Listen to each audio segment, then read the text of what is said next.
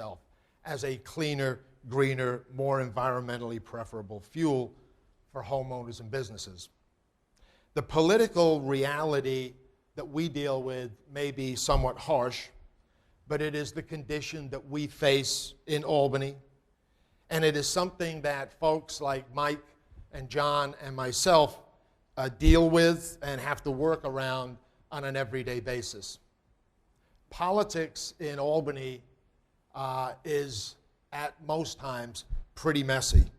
It's not pretty, and it's very frustrating. But I'm constantly reminded, to paraphrase Theodore Roosevelt, who once said that politics is a bloody business. If you don't like contact sports, take up chess. Thanks a lot. Thank you very much, Kevin. Very eloquent and detailed point of the challenges you're facing in the state. I appreciate all of your efforts, and I hope that at a point in time, very in the near future, that we do have a statewide mandate.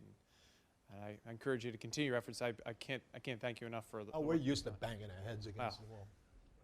Is there anything that we can do downstream? Distributors communicating with our customers, urging their local state representative. Yeah, that, in theory, that always is presumed to work. Get your customers to write to the legislators and encourage them to adopt a piece of legislation. And when you're taking Civics 101 in high school or college, that's how they say you get legislation adopted. You know what? Throw that out the window. That ain't how it works. It works based on who owes whom what and why and when and who has leverage and who doesn't. And who's making substantial PAC contributions to legislators' campaigns and who's not.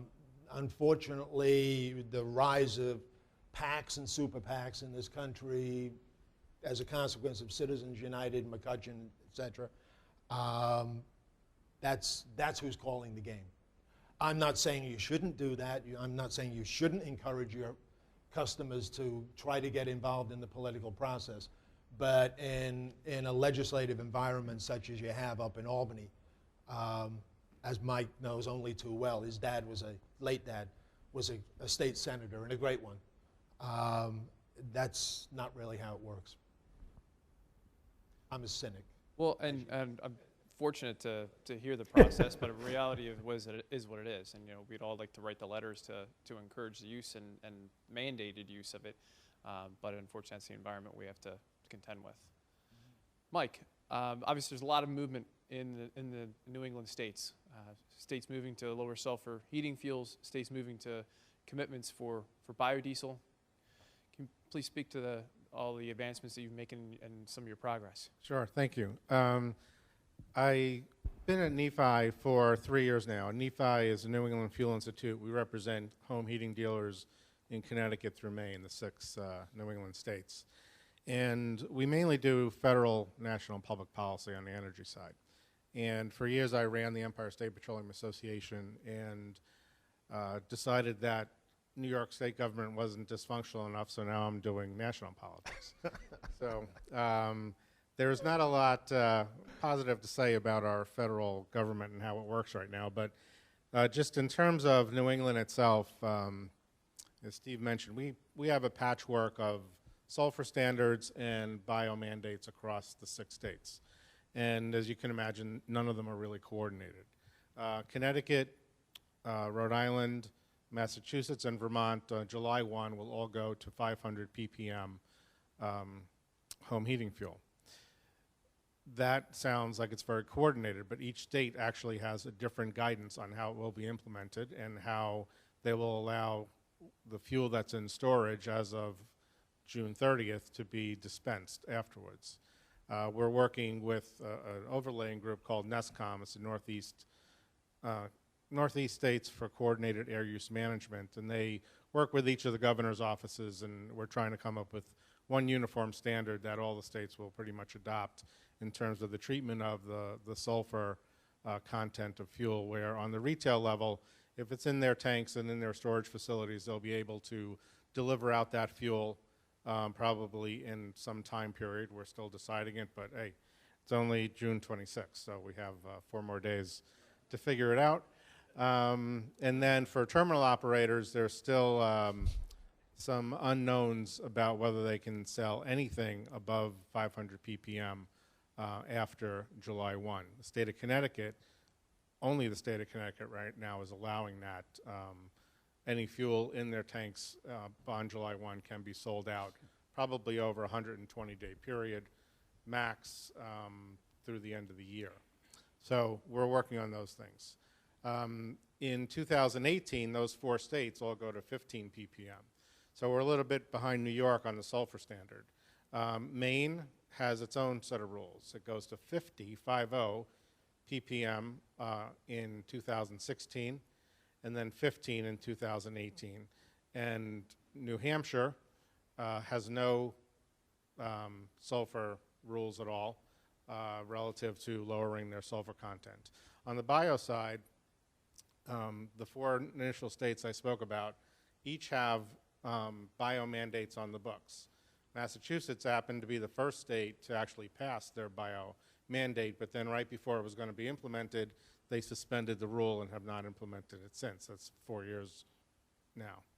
And the problem with Connecticut, Rhode Island, and Vermont is they talk about when each of the contiguous states turns to a bio mandate, then they'll all switch to that mandate. So until Massachusetts actually acts and implements their bio mandate, those other states will not switch. Rhode Island, excuse me, a little misnomer there. Rhode Island actually is going to a 5% biodiesel blend mandated without contiguous rules by 2017. So there is a big patchwork.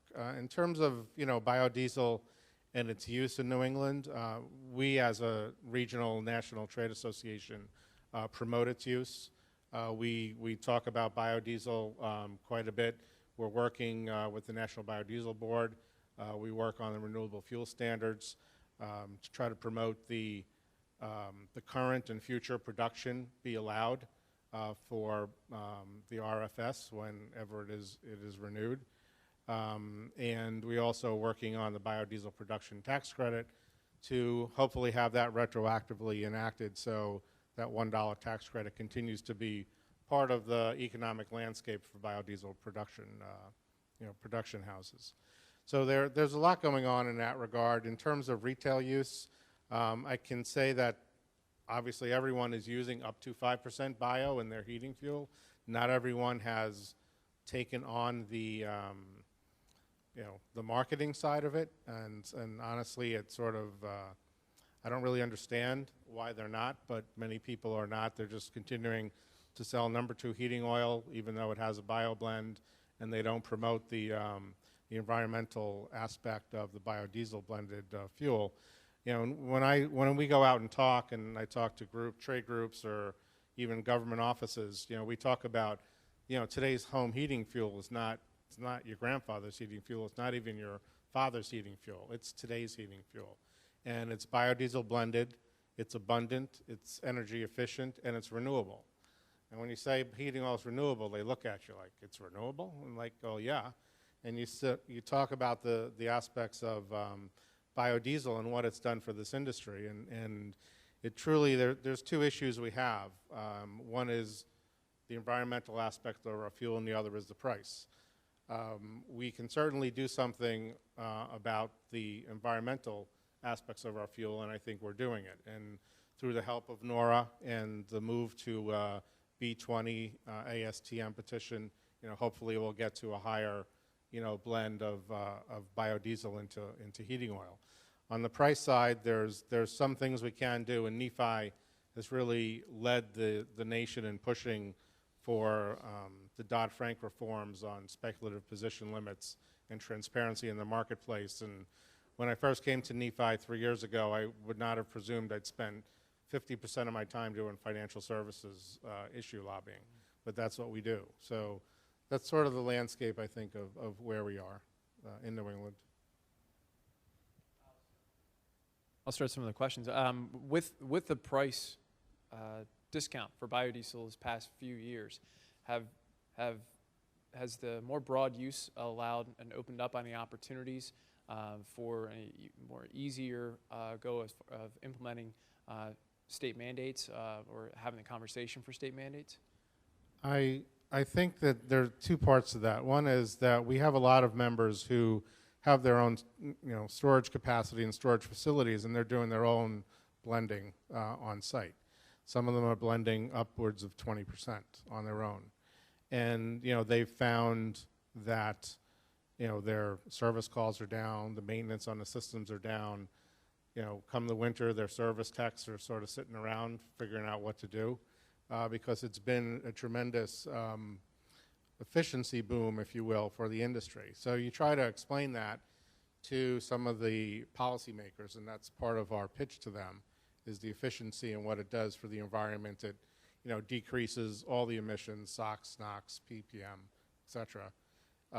And it's a very good thing. The interesting part of this is that a lot of the people that are blending, some of the people that are blending to that level don't even promote the fact they're using biofuels. It's more of a margin situation because it is a lower cost fuel. So, until I think we get a larger industry buy-in on, the marketing aspects of biodiesel and what it means for the environment. And, I think we're doing a much better job in talking about that from a positive nature. The industry's been very defensive for years, and I know in New England we've totally turned around our rhetoric, and now we speak from a very proactive position as to what heating oil is today and what biodiesel blended heating oil means for the environment and what it could mean economically as well. Even like in New York, we have the B2 is the minimum. The terminal operators are blending anywhere from B2 to B5 to as high as B20, and that's because we have the tax credit, like Kevin had alluded to, where if an operator is selling B20 to their customers, they can get a 20-cent per gallon tax credit. So that's kind of like a great incentive.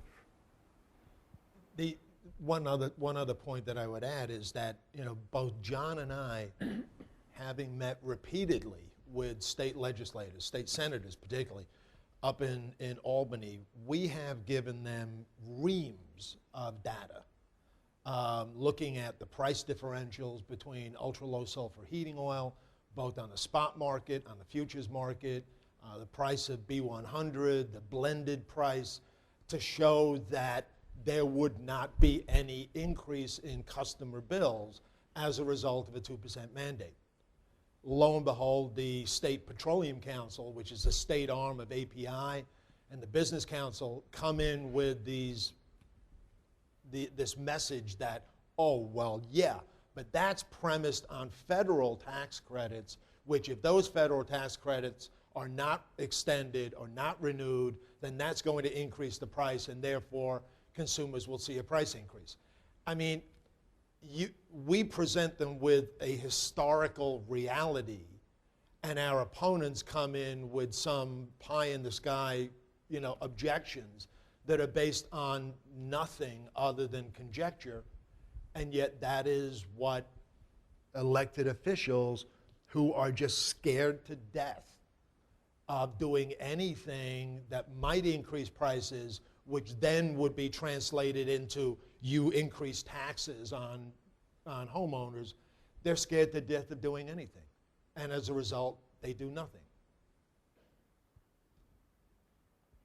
When you were working on the bioheat mandate at both the state and the local area, this is, I guess, to Kevin and to John, they had the indirect land use issues came up and the food for fuel issues came up as why you shouldn't do that. Do you think those have hit their high water mark and are now dissipating as issues, or are they still causing mischief?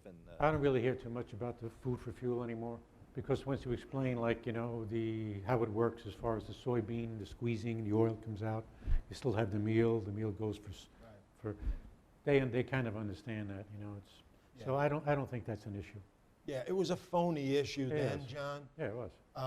And honestly, I think it's kind of been put to bed. The problem is, and we would love to do this in New York, is that to be able to say, this will increase and enhance agriculture and farming in New York State. I'm among the many boards that I sit on, I'm a member of the board of the Long Island Farm Bureau. Yeah, go figure. But the problem is, for most farmers in the state of New York, the value of their land is so damn high, and the return from crops such as soybeans is not high enough to cover their land use costs. So as much as we would love to say that this will enhance agriculture in the state of New York, it won't. My question addresses ultra-low sulfur. If I hear you correctly, as we go from Maine to mid-Atlantic coastal through Pennsylvania out to Ohio, over the next couple of years, we have four products. We have 2,000, 550, and 15.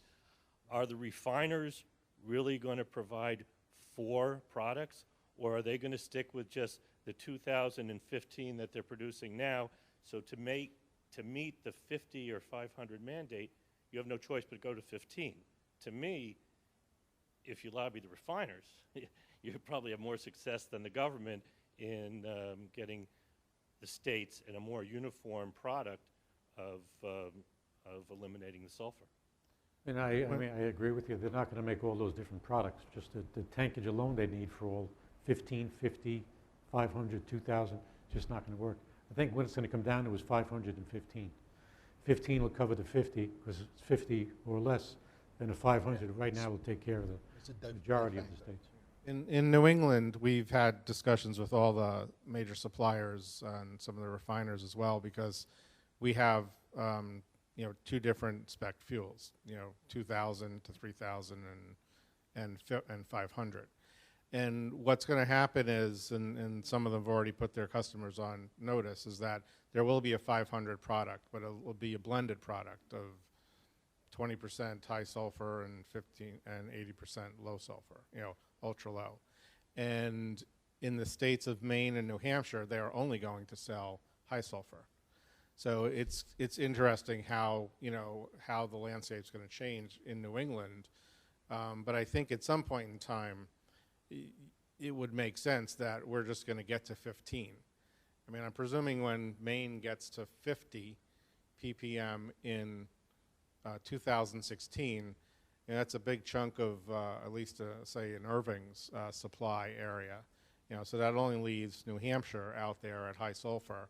And New Hampshire right now is starting discussions about what they should do now that everyone around them is changing. But, it will eventually, and I think we've actually promoted a nationwide spec of 15, but we could not get the buy-in across the states and even across the sectors of our industry to agree on that spec, particularly in working with API and trying to come to a number, we just couldn't get there. So I think the cost of refining to 15 was just such a large infrastructure investment they didn't want to go right away. So we thought back a few years ago when we got New York State to adopt an ultra low sulfur 15 ppm standard, that given the fact that New York was 20% of the national heating oil market, that, and apologies to other state people here, that as New York goes, so will go the nation.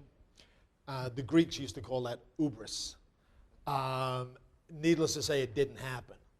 But what you do have in the contiguous, in some areas of the contiguous states to New York, Pennsylvania, New Jersey, Vermont, Connecticut, you have a de facto 15 ppm standard because ultra low sulfur fuel is coming across the border from New York and is being sold in those states, even though they're not necessarily marketing it as ultra low sulfur. But we did not anticipate that the other states in the Northeast would drag their heels as much as they have in moving to the ultra low sulfur standard. I'm trying to fix that. That's why I moved there. So. Yeah. Thank you, Michael. We'll forgive you for leaving New York then. Gentlemen, thank No, you we very much. No, we won't. Obviously, your continued work and to help create more marketable and cleaner fuels for our industry. We probably love to pick your brains all day, but unfortunately, I've let us go over again. That's all right. But I really do want to appreciate your time and thank you very much for being here, but also for your ongoing You're welcome. support. My pleasure. Thank you. Thank you.